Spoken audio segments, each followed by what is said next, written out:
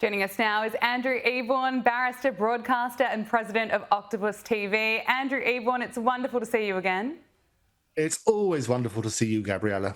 And what bombshell royal news we had over the weekend that Prince Andrew has now relinquished the Duke of York title following scandal after scandal and, of course, the ongoing fallout from his friendship with Jeffrey Epstein and the release of Virginia Giuffre's memoir.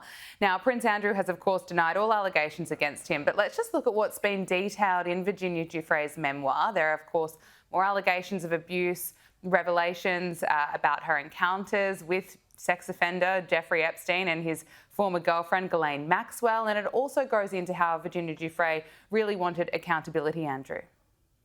Yes, absolutely. And that's the biggest theme of this. She wants accountability. 367 pages in total. And it's a gut punch of a memoir. And if she saves one person from silence, then she should be crowned the real queen. That's what she wanted. And she details all sorts of things. She talks about how she first met Ghislaine Maxwell when she was working at Mar-a-Lago as a towel girl, just being paid a few dollars an hour. And basically, Ghislaine said, look, I could offer you a job as a masseuse. Come with me. And she was then introduced to Epstein, and Epstein was naked, apparently. And she said, look, just copy what I do. And she was then abused in that sort of situation. She then also details about the first time that she apparently met Prince Andrew, something Andrew denies. But it was in March 2021. She was woken up and told, today's your lucky day. Today you're going to be Cinderella. You're going to meet a charming prince. Well, charming prince indeed. That was apparently the first time that she met him. They also detail some harrowing examples. She claims that she had sex with Andrew at least 3 times. Andrew obviously denies that, as you say. One of those, however, was in an orgy with 8 other girls. And what Virginia says is that those girls couldn't speak very good English. Epstein said it was good because they're easier to control, basically. And what happened, they were then abused with Epstein and Andrew in that orgy. As a result of it, she suffered some quite physical damage, and she was bleeding and so on and so forth. And she apparently went to get some medical care, and her memory of it is fairly hazed because she said she woke up in that haze and she wasn't quite sure what had happened. But she felt that there was an incision. And she was told that she'd had a miscarriage. That's what Epstein told her, because they didn't use condoms, apparently. And what happened is she had this miscarriage, but it wasn't necessarily a miscarriage. Another person said it could have been an ectopic pregnancy. But I've interviewed some people on my show, one of the victims, somebody called Juliet, who claimed that actually one of the things that hasn't been talked about is Epstein and some medical research that he might have done. And he might have been harvesting eggs from these different victims. And that's something which also needs to be looked at. But other revelations, horrendous, as you say, Gabriella. There's discussions about sadomasochistic sex. She says Epstein developed an interest in this, and he used experiments with whips and restraints and other instruments of torture. And she would just cause so much pain that she prayed that she would black out. One of the other horrendous things about Andrew is they talked about these internet trolls and this smear campaign that apparently Andrew was doing, this desperate digital dirty tricks to dodge accountability. And apparently Andrew hired trolls and also gave out her date of birth and social security number to try and dig up the dirt on her, so much so that the police are apparently looking into those allegations. But the biggest theme, and the thing that she sort of finishes on, is saying, look, about accountability. She really wants these people to be held to account. Well, some of those allegations are just harrowing. Now, many have argued that Prince Andrew, should have been pushed out a long time ago. It's now being reported that Prince William has been the one really calling the shots in the royal family, including this big decision to really ostracise Prince Andrew. Royal historian Andrew Lowney has claimed that Prince William is much more ruthless than his father, King Charles, and that Prince William can see the huge reputational damage that has been done. Is that your assessment too? Oh, absolutely. It's a tsunami of scandal, isn't it? And a startling lack of contrition on the part of Prince Andrew. And apparently, exactly as you say, Prince William is ruthlessly leading efforts to strip him of his dukedom honours, his Royal Lodge access, and to shield the king from any more of this reputational damage. And again, we spoke about this on this show. We predicted this on this very show. We said it started when at the Princess Kent's, you might remember the Duchess of Kent, her basically at her funeral, where Prince Andrew was together with Fergie, and Prince William was incredibly uncomfortable. And shortly after that, it was announced that he wasn't going to be attending Christmas. And now, obviously, he's put down his titles. But basically, William is much more ruthless than his father. He's looking for the future and the damage that Andrew is doing to the monarchy. So he probably wants to take it much, much further. There are no more kid gloves. He sees the reputational rot, if you like, from Andrew's Epstein lies, and he's forcing basically this swift, clean break before it festers further. And Andrew, Prince William is reportedly planning a major blitz in which he'll strip a series of outer royals of their titles. So what would that mean for Princess Beatrice? Well, she's married to Edoardo Mapelli Mozzi, who's Italian noble lineage. So she could become a contessa, which probably sounds a bit better, actually. So she could become a contessa. She could do that. But certainly it's rumoured that William wants to slim down the number of princes and so on and princesses and purge, if you like, a number of those. What will then happen is that they will be left without the title. Some of the suggestions are not just about Andrew and Fergie and their daughters, but also Prince Harry and Meghan, which will obviously be quite distressing for them. That could be effectively a bit of revenge on that sort of side. But that's what happened, and it could be coming within early weeks of King William V is what he would be.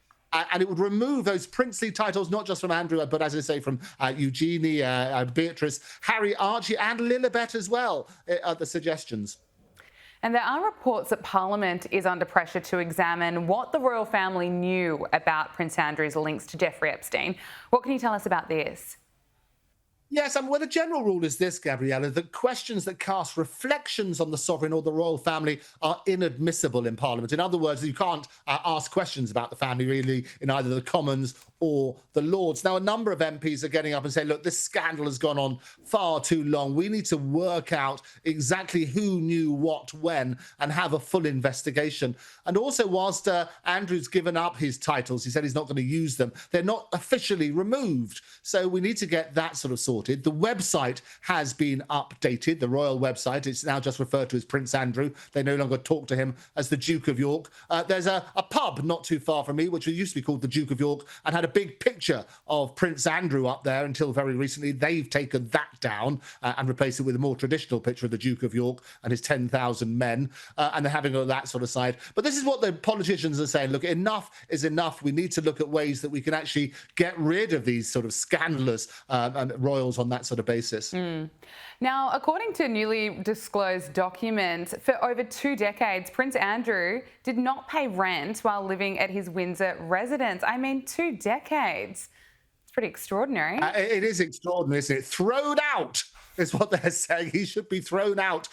What the property is, it's this 30-room royal lodge. It's not, when you think of a lodge, you think it's a little log hut at the end of it. It's not. It's in Windsor Great Park. I've spoken about this previously. And it spans 40 hectares within Windsor Great Park and includes the gardener's house, 6 staff cottages, and an on-site accommodation for a police officer.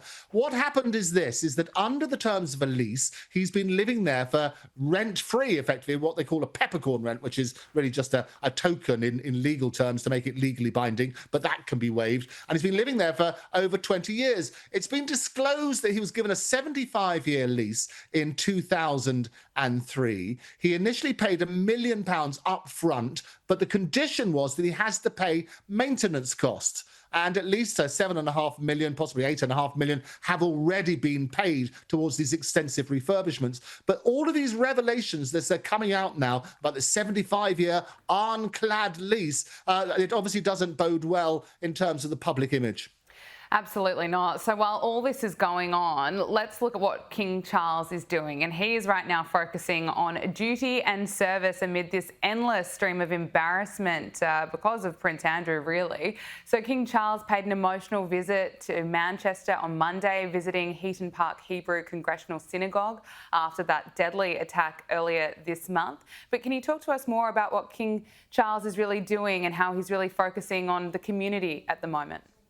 Yes, absolutely. He wants to put the people and the victims first. This horrendous attack on October the 2nd during Yom Kippur, the holiest day in the Jewish calendar, basically struck across the whole nation. And he wanted to basically take the pulse of the nation and to reflect the grief and the tragedy that had happened. And he wants his focus to be on that, where he can heal the community. He can make sure we can get joined again on that sort of basis. So wants to put duty and service first. That's what he sort of emphasized during this synagogue visit amid that sort of community tragedy. And he's absolutely desperate to get the spotlight away from the scandals of Prince Andrew. And that's what he's trying to do. Avoid more royal red faces and all these cover-ups and more revelations. They were hoping that when Andrew announced that he was going to relinquish his titles or not use them, that it would go away. But more and more stories keep coming out. And Charles is desperate, absolutely desperate to change the narrative. Of course. Now, there's always speculation that around Meghan Markle and whether she'll return to the UK or not, and it's being suggested that she may not be returning to the UK anytime soon because she knows how unpopular she is among Brits. Now, Andrew, I'm not sure if I agree with that. I'm not sure if she does know just how unpopular she is. You think she's blissfully unaware? She obviously hasn't watched your programme recently. It's got to be good. And the reality is exactly that. This is the suggestion from a royal expert. Everybody's a royal expert these days, aren't they? Phil Dampier. What he does, he predicted that she's going to skip the UK because she's got this massive ego, and she doesn't want to be. She doesn't think that the UK likes her very much, and thinks she's only going to come back here, basically let Harry go on his own, because she's consistently ranked in the bottom of the list of favourable and popular royals, which is not very obviously not very palatable to her. So Meghan apparently, and it's all speculation from this person, won't come back. As I've discussed before, Prince Harry is desperate, if you like, to build the bridge now. And I'm delighted that he met his father, even if it was under an hour. But the emphasis there was, he said, his focus now is on his father. His father, as we know, has cancer. And his days are numbered, but we hope he'll live for as long as possible. But he recognises the fragility of that sort of side. So he does want to build that bridge. The suggestion that Meghan may not come with him would be a bit of a shock. But it'd be interesting, as you say, to see whether she's blind to those polls. And look, finally on Meghan Markle, there are reports that she's desperate to attend Taylor Swift's wedding. What more can you tell us about that? That one doesn't surprise me. I love it. There you go. That one, I'm sure, is correct. Absolutely, without doubt. So what's going to happen? Taylor Swift, as we announced on this very show, this engagement that she had to Kelsey, what's going to happen? I predict, here's a good prediction. You can hear it here first. She loves the number 13. So I reckon she'll probably go for a date like June the 13th, 2026, because 26 is obviously double 13. Apparently she's told everybody, so you could hear that here first, June the 13th, 2026, put money on it now. She recently joked that she was going to invite anybody she's ever talked to. Well, that's going to be interesting. Certainly on that list will be the Prince and Princess of Wales, who are both 43. They were amongst the millions who congratulated her when she posted on Instagram on the 26th of August that she was going to get married. And she said, you might remember, Taylor Swift said, your English teacher and your gym teacher are getting married. That's what she said with a series of photos. And Swift, 35, and Kelsey, 36, even met Prince William and his children, George and Charlotte, during their Euro tour stop in London. So I'm sure that they're going to be on the list. What we're not so sure of is whether Meghan's going to be there, but she would be spitting feathers and also edible flowers if she wasn't invited. So let's see what happens. Okay, well, that is a prediction. June 13, 2026. We'll, of course, wait and see, and then have to cross live to you over there if Meghan Markle gets her way and potentially gets an invite. Andrew Eborn, barrister and broadcaster, president of Octopus TV, thank you so much for joining us. Always a pleasure. See you next week.